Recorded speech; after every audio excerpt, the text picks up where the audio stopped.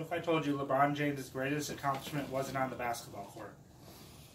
LeBron James, born December 30th, 1984, to his mother Gloria James, who was just 16 years old at the time, and to an absent father that was never around.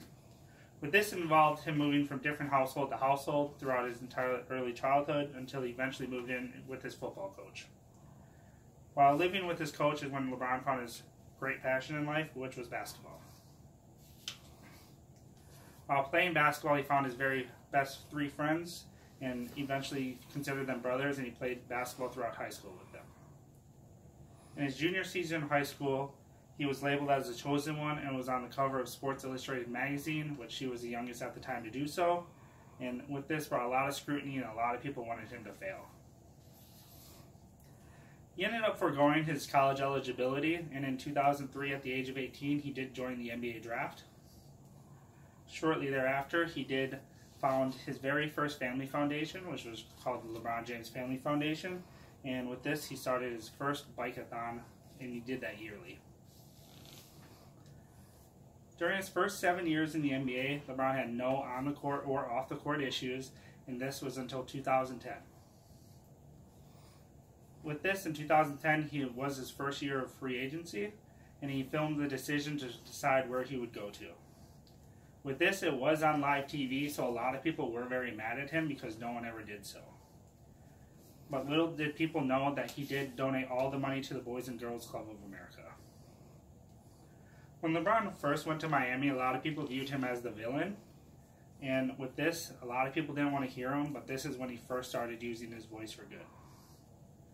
The first subjects that he actively expressed his voice was with Trayvon Martin and Eric Garner and the police brutality killings of them. After 4 years in Miami, LeBron did decide to go back to Northeast Ohio, which instantly boomed the economy there.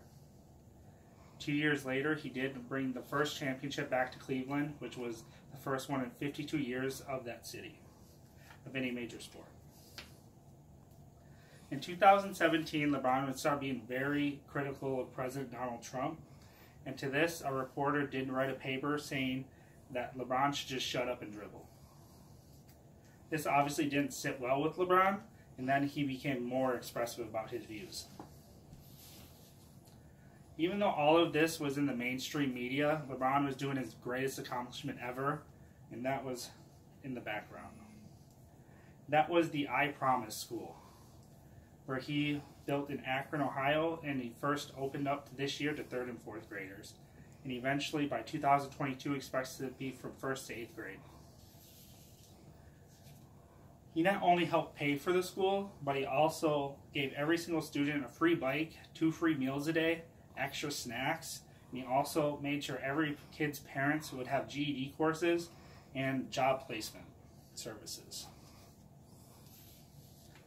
This school does offer longer hours, a longer school year, multiple different classes and camps throughout the summer to make sure kids would stay off the streets and out of trouble, because LeBron was in so much trouble as a youth.